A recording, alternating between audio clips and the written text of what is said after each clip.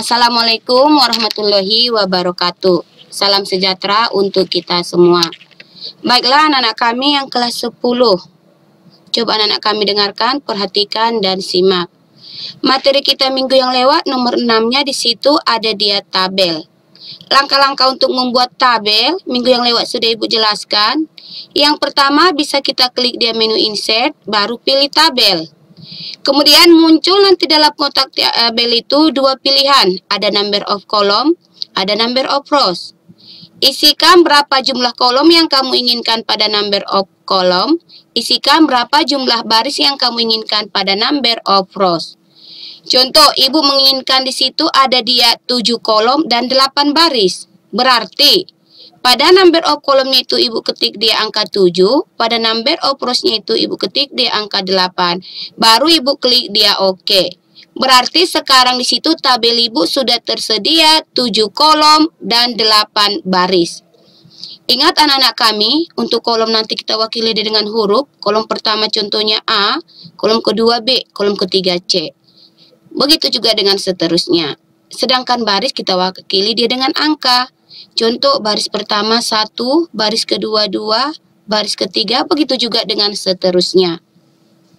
Atau apabila anak-anak kami melihat di situ ada di ikon tabel, klik langsung ikon tabel tersebut. Bisa juga kita sorot dia ke kanan untuk membuat berapa jumlah kolom yang kita inginkan. Sorot lagi dia ke bawah untuk membuat berapa jumlah baris yang kita inginkan. Buat berapa jumlah kolom dan jumlah baris yang kamu inginkan.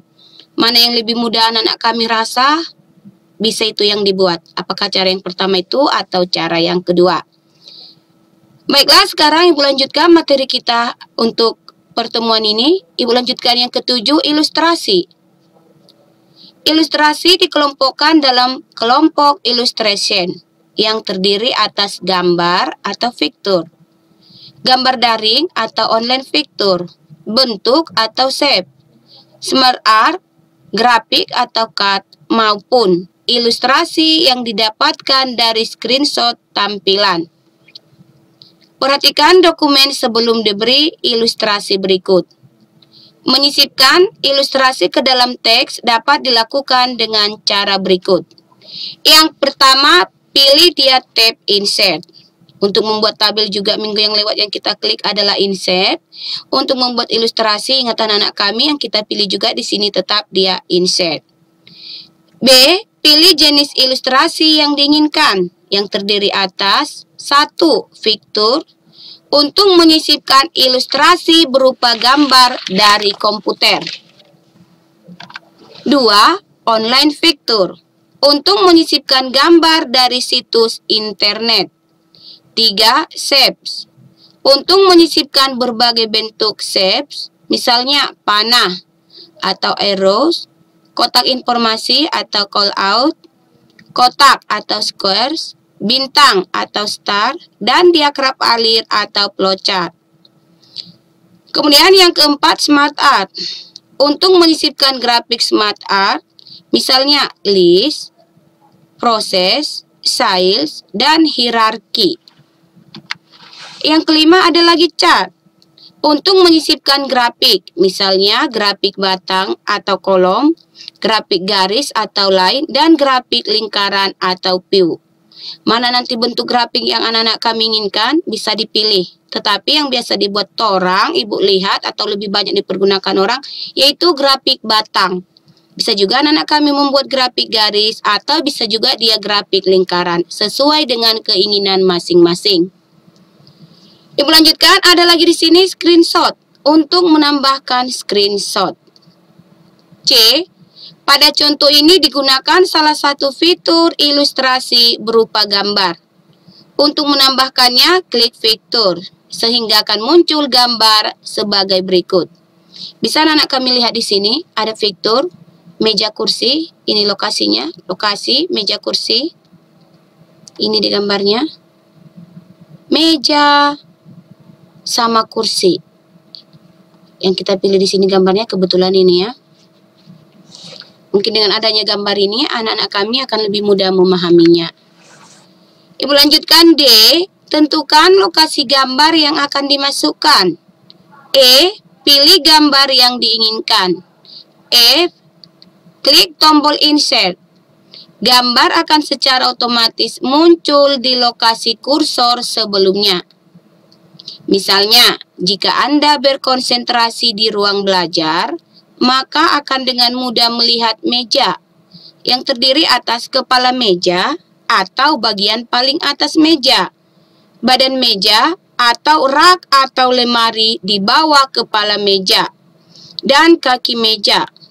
Ini bisa anak kami lihat. Kalau lacinya dari dalam itu, dari sini, ini dia kepala meja. Raknya tadi kebetulan tidak kelihatan, harus kita buka dia ini, harus kita mundurkan bangkunya, baru kelihatan di sini raknya atau lemarinya. Kemudian ini dia kaki meja. Dari pengamatan atau observasi tersebut akan muncul beberapa pertanyaan yang antara lain. Untuk mengatur ilustrasi seperti di atas, pengaturan yang dilakukan adalah sebagai berikut. A. Klik kanan pada gambar yang akan diatur. B. Pilih Write Text. C. Pilih posisi pengaturan yang diinginkan. Misalnya menggunakan square. Pengaturan lebih lanjut dapat dilakukan sesuai keinginan dengan memanfaatkan fitur-fitur pada tab Format. Tab ini akan muncul secara otomatis ketika gambar diklik. Ini bisa anak kami lihat. Ini mejanya. Klik kanan. Ibu lanjutkan. Ini bisa anak kami lihat. Ada beberapa menu barnya di sini. Ada file, ada home, ada insert, ada design, ada fake layout, ada referensi, ada mailing. Ada review, ada view, ada grammar, ada Foxit Reader PDF, ada format. Bisa anak kami lihat gambarnya ini. Sekarang ibu lanjutkan nomor 8, kolom atau kolom. Dokumen dengan format lebih dari satu kolom banyak digunakan terutama pada majalah, jurnal, atau publikasi yang lain. Apalagi ini nanti kalau dia di jurusan akuntansi, kita membuat di situ jurnal atau neraca lajur. Neraca lajurnya itu mungkin nanti ada di 10 kolom. Berarti kita memerlukan di situ kolom. Kemudian ada lagi laporan rugi laba, ada lagi neraca saldo setelah disesuaikan, ada neraca akhir, begitu juga dengan seterusnya. Hal ini terkait dengan kenyamanan baca. Untuk menggunakan format kolom, dapat memilih pengaturan kolom pada tab Page Layout. Bisa anak kami lihat di atas tadi menu bar yang ibu sebutkan. Ada tadi file, ada home, ada insert, ada design, ada Page Layout, ada referensi, ada mailing, ada review, ada view, ada Grammarly, ada Foxit Reader PDF, ada format, begitu juga dengan seterusnya. Yang kita pilih di sini adalah menu Page Layout. Apabila memilih format 2 kolom, klik To sehingga menghasilkan tampilan sebagai berikut. Ini tadi yang kita pilih menu Page Layout. Di sini tersedia ada 1, ada 2, ada 3, ada left, ada right. Kemudian ada lagi more kolom. Apabila anak-anak kami ingin membuat more kolom juga, maka bisa diklik di sini di more kolom ini. 1, ini contohnya 1 kolom, 2, 2 kolom, 3, 3 kolom. Yang 2 kolom, kolom pertama dengan kolom kedua ini lebarnya sama. Kemudian yang 3, kolom pertama, kedua, ketiga ini juga lebar dari kolomnya itu sama. Kemudian ada lagi di sini left. Left di sini terdiri dari 2 kolom juga, sama dengan 2, tinggal lagi perbedaannya. Kalau 2 lebar kolom pertama dengan lebar kolom kedua sama.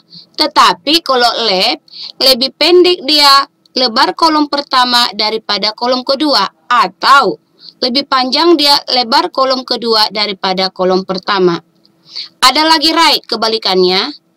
Right di sini 2 kolom juga, tetapi kolom pertama lebih lebar dari kolom kedua. Kolom kedua lebih pendek. Atau anak-anak kami ingin membuat berapa jumlah kolom yang anak-anak kami inginkan. Contoh pengetikan yang ada pada koran. Contoh kalau di sini 2 atau 3 terlalu sedikit, maka gunakan dia more kolom. Sesudah kamu gunakan nanti more kolom ini, kemudian ketikkan di situ berapa jumlah kolom yang kamu inginkan. Contohnya tadi sudah Ibu sebutkan, ada pengetikan pada majalah. Kalau majalah Ibu rasa mungkin ada dia 2 kolom, ada 3 kolom. Kemudian kalau dia koran, itu beberapa kolom, lebih dari 3 kolom. Maka apabila anak-anak kami ingin membuat lebih dari 3 kolom, maka yang kita pilih di sini adalah more kolom. Begitu juga khususnya untuk kelas 10 akuntansi. Apabila nanti ingin membuat neraca lajurnya di situ yang pertama ada neraca saldo terdiri dari debit kredit, ada adjustment atau penyesuaian debit kredit, sudah ada 4 kolom dia. Kemudian ada neraca saldo setelah disesuaikan, ada juga debit kreditnya, berarti sudah 6 kolom. Kemudian ada laporan rugi laba. Rugi laba juga terdiri dari 2 kolom, rugi dan laba. Yang terakhir ada neraca akhir. Neraca akhir ini juga terdiri dari 2 kolom, debit dan kredit. Berarti di situ kita sudah memerlukan 10 kolom. Sementara di sini yang disediakan yang paling banyak cuma 3 kolom. Tetapi walaupun demikian, maka bisa kita klik dia more kolom ini. Baru isikan berapa jumlah kolom yang kamu inginkan. Contohnya tadi untuk membuat neraca lajur yang Ibu sebutkan ada 10 kolom, maka anak-anak kami mengetikkan di situ jumlah kolomnya adalah 10. Kemudian Ibu lanjutkan nomor 9, header dan footer. Header terletak di bagian atas setiap dokumen, sedangkan footer di bagian bawah setiap dokumen. Header dan footer biasanya digunakan untuk memberikan keterangan tambahan. Misalnya, nama penulis, tanggal, nomor halaman, atau keterangan lain. Footer juga digunakan untuk menulis catatan kaki atau footnotes. Ini anak-anak kami bisa kita lihat dia buku cetak. Di buku cetak itu ada dia tertulis di bawah keterangannya. Kalau di bawah keterangannya itu maka dia disebut dengan footer. Ada juga di atas. Kalau di atas itu dinamakan dia dengan header. Bisa juga biasanya kalau kita buka dia buku cetak itu di bawah ada keterangan, sering juga dibuat di situ judul bab. Contohnya bab pertama, judulnya mengoperasikan sistem operasi berbasis teks. Kita lihat, mungkin nanti di situ ada dia beberapa lembar. Masuk dia di bab kedua, keluar lagi judulnya, ada beberapa lembar juga. Masuk ke bab ketiga, mengoperasikan sistem operasi berbasis GUI. Sebagai contoh, itulah contoh dari footer tersebut. Menyisipkan header atau footer dilakukan dengan cara sebagai berikut. A. Pilih tab Insert.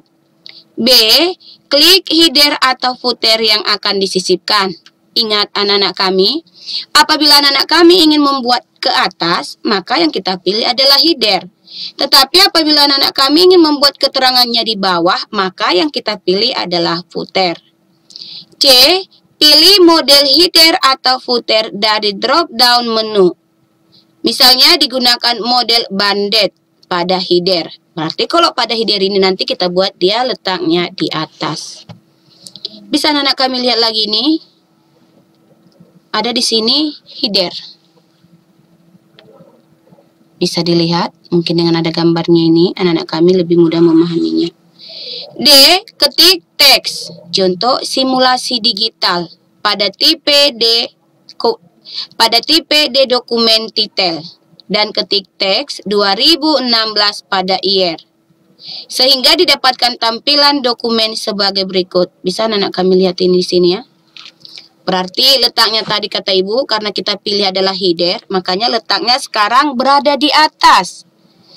Tetapi kalau footer yang kita buat berarti letaknya berada di bawah. Tadi kata Ibu karena letaknya kita buat dia header, ini dia contohnya, ada dia di atas simulasi digital, kemudian 2016. Bisa anak-anak kami lihat kan? Ada juga di sini dibuatnya teksnya. Teks yang dibuat di sini, rasa dan pemikiran kreatif harus melalui proses penalaran sehingga dapat disajikan secara efektif kepada pembaca atau pendengar. Bagian inilah yang akan Anda latih dalam workshop penalaran. Dalam workshop ini, Anda akan belajar bagaimana mengerucutkan atau kanalisasi ide-ide merancang dan mendesain kerangka paparan, mengecek fakta-fakta yang Anda gunakan dan mengidentifikasi informasi tambahan yang mungkin masih dibutuhkan. Tetapi di sini yang kita perhatikan adalah simulasi digital 2016.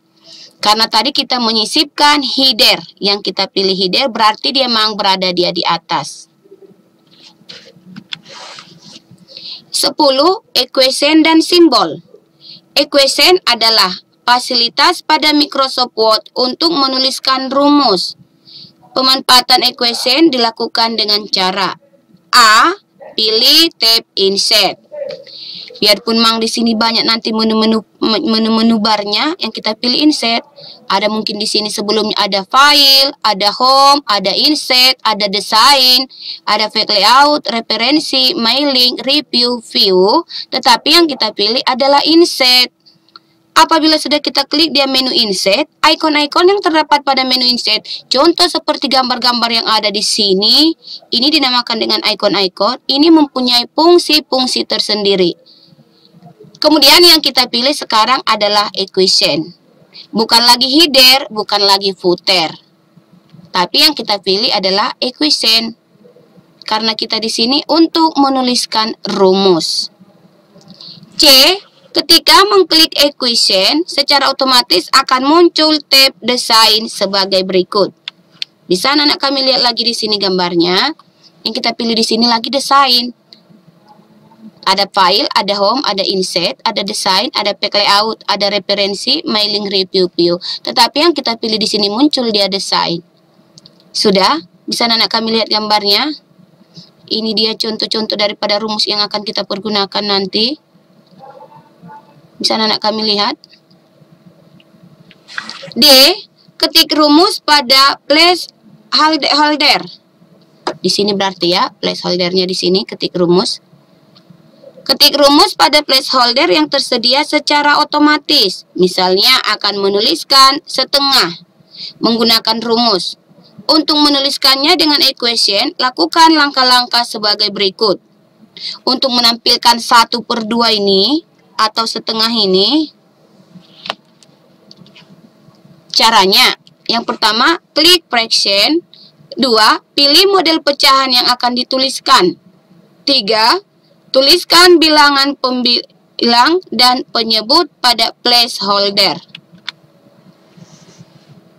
Ini dia equation tulisnya. Bisa anak kami lihat gambarnya. Apabila membutuhkan suatu simbol namun tidak terdapat pada keyboard, lakukan langkah-langkah sebagai berikut. A. Klik simbol hingga muncul tampilan simbol yang sering digunakan. B. Pilih salah satu simbol yang diperlukan atau klik more symbol untuk mencari lebih lanjut. Misalnya alfa plus beta, maka akan dituliskan sebagai simbol berikut. Ini dia simbolnya alfa plus beta. Bisa anak kami lihat kan? Ini tadi equation, simbol. Ibu lanjutkan nomor 11-nya table of content atau biasa disingkat dengan TOC. Table of contents. TOC digunakan untuk membuat daftar isi pada sebuah dokumen atau buku. Daftar isi memudahkan untuk mencari informasi di dalam dokumen atau buku. Dalam kegiatan pemformatan dokumen, menggunakan table of content atau TOC memudahkan untuk mengakses bagian yang diinginkan serta memperbaharui atau update secara otomatis judul bab, subbab, atau bagian lain serta nomor halaman ketika isi dokumen berubah. Sebelum membuat TOC, tentukan dahulu heading style. Heading style memberikan kemudahan untuk mengelompokkan judul per bagian pada tingkat kesejajaran. Bagian tertentu mungkin memiliki beberapa subbagian. Antara subbagian yang satu dengan subbagian lain dianggap memiliki kesejajaran yang sama.